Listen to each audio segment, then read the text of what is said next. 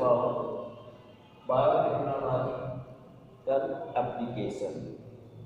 आज हम डिस्कस करेंगे बायोटेक्नोलॉजिकल एप्लीकेशन के बारे में।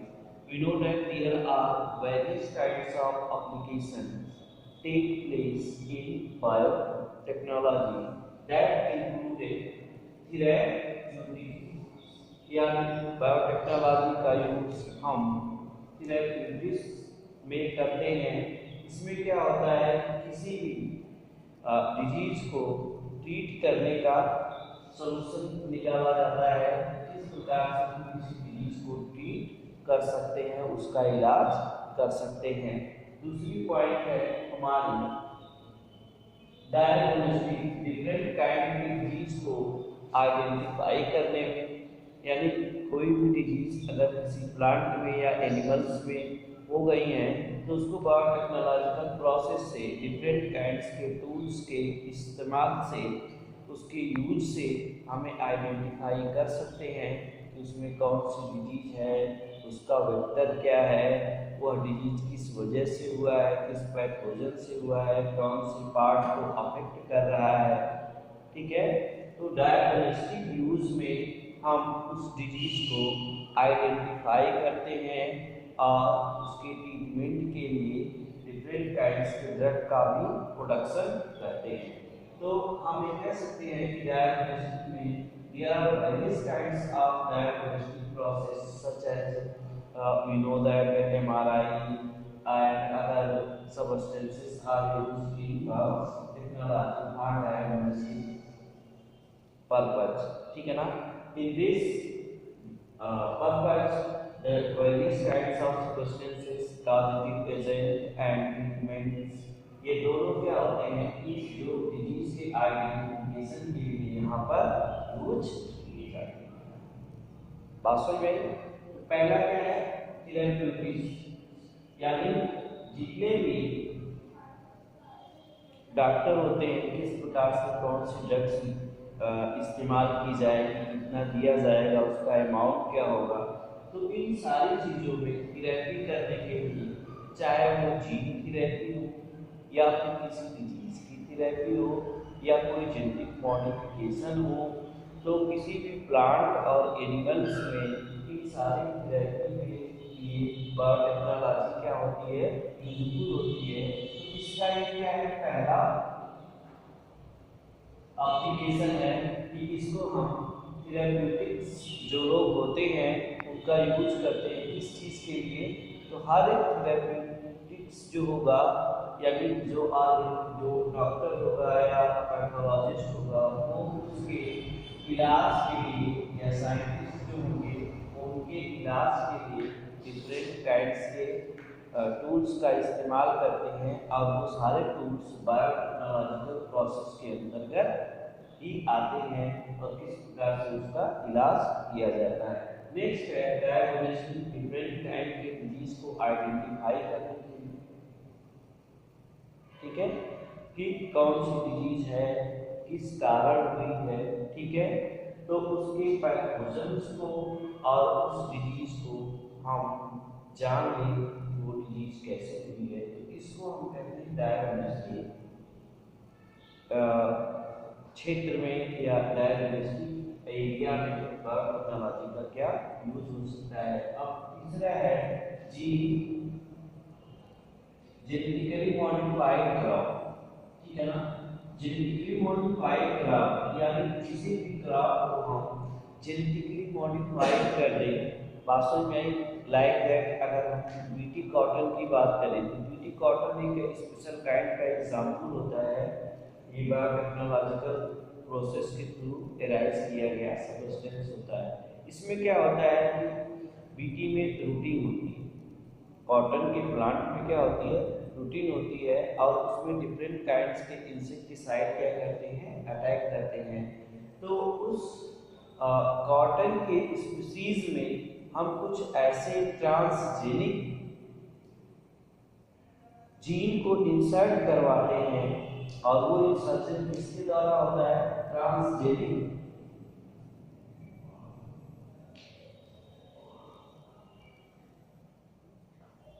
ट्रांसजेनिक जीन को क्या करते हैं, इंसर्ट करवाते हैं। अब फॉरेन जीन क्या करता है, उसमें एक स्पेशल काइंड के प्रोटीन को सिंथेसाइज करता है या ऐसे प्रोडक्ट देता है कि जो इंसेक्ट के इन्फेक्शन से रेसिस्टेंट हो जाए पूरी क्रॉप।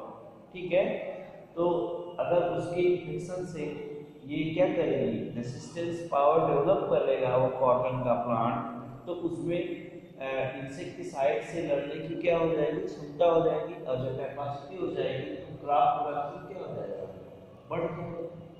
क्रॉप प्रोडक्शन क्या हो जाएगा, बढ़ जाएगा। और पेस्टिसाइड उसको क्या करेंगे, कॉटन पर अटैक नहीं कर पाएंगे, इसलिए कॉटन का प्रोडक्शन लार्ज अमाउंट में होने लगेगा। तो बायोटेक्नोलॉजी का जेनेटिकली मॉडिफाइड करने के लिए किया गया, इसमें एग्रीकल्चर के क्षेत्र में, और मुख्य रूप से इसमें किया गया बीटी कॉटन के प्लांट। ठीक है, तो कॉटन का प्रोडक्शन क्या हो गया, इंक्रीज हो गया। और उसका प्रोडक्शन किस वजह से इंक्रीज किया गया कि ये एक बायोटेक्नोलॉजी का यूज करके उसमें मॉडिफाई किया गया। तो ट्रांसजेनिक कॉटन बनाया गया जो क्या था, पेस्ट रेसिस्टेंट था। ठीक उसी प्रकार से आप देखते हैं कि मार्केट में आप जानते हैं कि राइस में विटामिन ए नहीं पाया जाता, ठीक है ना। तो कोई ऐसा उसमें ट्रांसजेनिक इफेक्ट करवा के, उसके जीन में मैनिपुलेशन करवा के, और उसको ट्रांसजेनिक प्रोसेस के थ्रू क्रॉप में क्या किया गया, कुछ ऐसे जीन्स को इंसर्ट करवाया गया जिसकी वजह से बायोटेक्नोलॉजिकल एप्लीकेशन की वजह से कि एक स्पेशल काइंड की राइस की वैरायटी है राइस, जिसको हम कहते हैं गोल्डन राइस। तो उस गोल्डन राइस में विटामिन ए का संश्लेषण होने लगा, ठीक है। और विटामिन ए गोल्डन राइस में क्या हो गई, मिलने लगी, जो फूड प्रोडक्ट के रूप में ह्यूमन बीइंग के लिए क्या हुई, रिस्पॉन्सिबल हुई। तो एग्रीकल्चर के क्षेत्र में इसमें क्या होगा, एक विशेष प्रकार की क्रांति है। प्रोडक्शन क्या हो गया, क्रॉप का प्रोडक्शन डे बाय डे क्या हो गया, इंक्रीज हो गया। तो क्रॉप का प्रोडक्शन इंक्रीज हुआ कि नहीं हुआ, ठीक है। और तीसरा आता है फूड प्रोसेसिंग में, बायोटेक्नोलॉजिकल प्रोसेस के थ्रू हम फूड को क्या कर सकते हैं कि डिफरेंट काइंड्स ऑफ फूड को हम प्रिजर्व कर सकते हैं, वास्तव में प्रिजर्व कर सकते हैं, उसको प्रोसेसिंग कर सकते हैं, उसको काफ़ी दिनों तक स्पॉइल होने से बचा सकते हैं। तो बायोटेक्नोलॉजी का जो एप्लीकेशन है वो प्रोसेसिंग में भी क्या होगा, ये बात समझ गए, ठीक है। अब देखो बायो रिवैल्यूएशन में, ठीक है।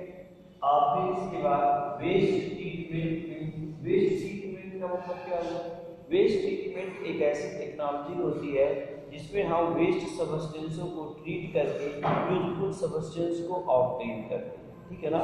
जैसे डिफरेंट काइंड्स के हाउस होल्ड वेस्ट निकलते हैं, जैसे वेजिटेबल्स हो गया, वेजिटेबल्स के पील्स हो गए, छिलके हो गए, ठीक है। तो इनका हम यूज माइक्रोब्स के अनुसार बायोटेक्नोलॉजिकल प्रोसेस के थ्रू हम इसको क्या बना देते हैं, मैनुअल वेस्ट हार्वेस्टिंग। तो उसका यूज हम बायो फर्टिलाइजर के रूप में भी कर सकते हैं। ठीक उसी प्रकार से एनर्जी प्रोडक्शन में भी बायो टेक्नोलॉजी के वेरियस रोल होते हैं। तो इन सबको हमने देखा कि इनके अलग अलग क्या होते हैं, रोल्स होते हैं। तो अब हम इसमें जो सबसे मेन है, तो आपको ये पता चला कि बायोटेक्नोलॉजी के कितने एप्लीकेशन होते हैं। तो बायोटेक्नोलॉजी का जो पहला एप्लीकेशन होता है वो क्या होता है, जैसे हम कह लें इसका सबसे बड़ा रोल होता है इसमें थेरेप्यूटिक्स लोग करते हैं थेरेपी के रूप में, चाहे वो जीन थेरेपी हो या फिर किसी एनिमल्स के डिजीज की थेरेपी हो, ठीक है। इसमें जो बायोटेक्नोलॉजी का यूज किया जाता है, यानी कोई भी वैरायटी है उसमें कुछ डिफेक्ट है, उसमें जीन का कोई प्रॉब्लम है, तो जीन की वजह से उसमें डिजीज जेनेटिक हो जाती है, और जिसकी वजह से उस जीन को हम काट कर निकाल दें, वो चीज़ क्या हो जाती है, राइज नहीं होती है।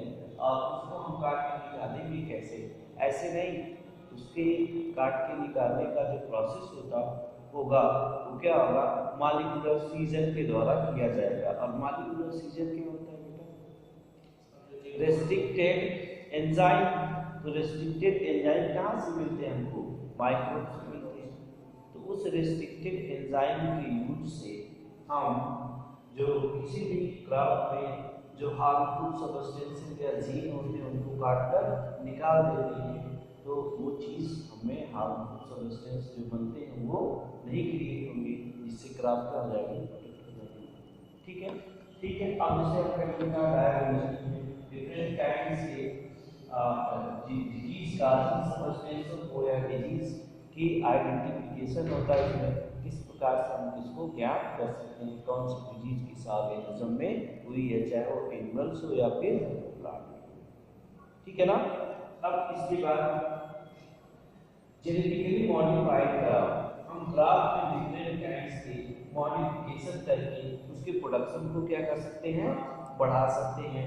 और प्रोडक्शन जब बढ़ेगा तो ह्यूमैनिटी के लिए या मानवता के लिए क्या होगा, एक वरदान साबित होगा। इससे प्रेजेंट टाइम में डिफरेंट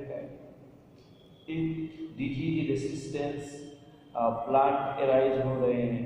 ठीक है, तो जैसे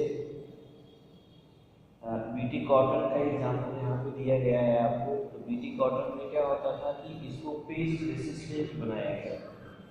कॉटन के प्लांट को बायोटेक्नोलॉजिकल प्रोसेस के थ्रू ट्रांसजेनिक इंसर्जन करवाया गया। इसमें कुछ ऐसे जीन करवाए गए जो पेस्टिसाइड से रेसिस्टेंट हो, यानी पेस्टिसाइड का मतलब जो इसे में लगते हैं कीड़े, उनसे लड़ने की क्या हो जाए, प्लांट में कैपेसिटी आ जाए। तो ट्रांसजेनिक प्रोसेस से क्या किया गया कि जेनेटिकली मॉडिफाइड क्रॉप कॉटन को बनाया गया, जिसको क्या कहा गया, बीटी कॉटन। और बीटी कॉटन क्या हो गया, पेस्ट रेसिस्टेंट स्पीशीज हो गई, इसलिए कॉटन का प्रोडक्शन इंक्रीज हो गया। ठीक है। अब प्रोसेसिंग ऑफ डिफरेंट काइंड्स के फूड जो होते हैं वो क्या किए जाते हैं, प्रोसेसिंग किए जाते हैं किस टॉपिक से, बायोटेक्नोलॉजिकल प्रोसेस से के थ्रू किए जाते हैं। जैसे कार्डनिंग हो गया, ठीक है, स्टेरिलाइजेशन हो गया किसी भी सब्सटेंस का। ठीक है।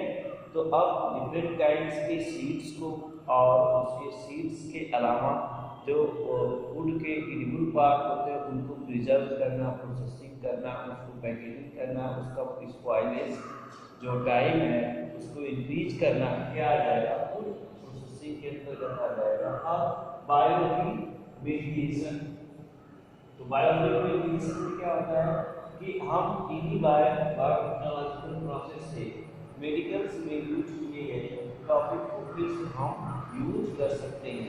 ठीक है। अब इसके बाद वेस्ट ट्रीटमेंट होता है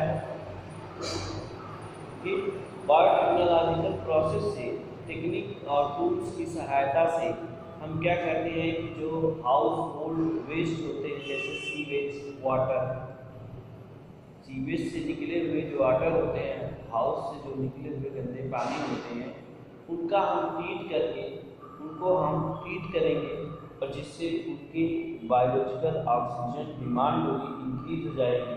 तो वाटर ट्रीटमेंट किसका किया जाता है, ठीक है ना, जिसको हम सीवेज ट्रीटमेंट के नाम से जानते हैं। तो डिफरेंट माइक्रोब उसमें डालेंगे, तो वे माइक्रोब्स एज लाइक आपको एग्जाम्पल के तौर पर ले सकते हैं, जैसे गंगा वाटर्स में बैक्टीरियोफेज होते हैं, तो बैक्टीरियोफेज वायरस जो होते हैं बैक्टीरिया को किल कर देते हैं। इसलिए गंगा के वाटर में क्या होते हैं, कीड़े नहीं पड़ते हैं। क्यों नहीं पड़ते हैं, क्योंकि बैक्टीरिया को किल करने वाला वहाँ पर बैक्टीरियोफेज होता है। बैक्टीरिया बहुत से माइक्रोब्स ऐसे होंगे कि जो डिजीज काज करेंगे, तो उनको बैक्टीरियोफेज क्या कर देगा, किल कर देगा। और जब किल कर देगा तो वाटर क्या हो जाएगा, प्रिवेंट हो जाएगा। इसीलिए गंगा वाटर में क्या होता है कि कभी भी कीड़े या बैक्टीरिया नहीं पड़ते। क्यों, क्योंकि बैक्टीरियोफेज वायरस।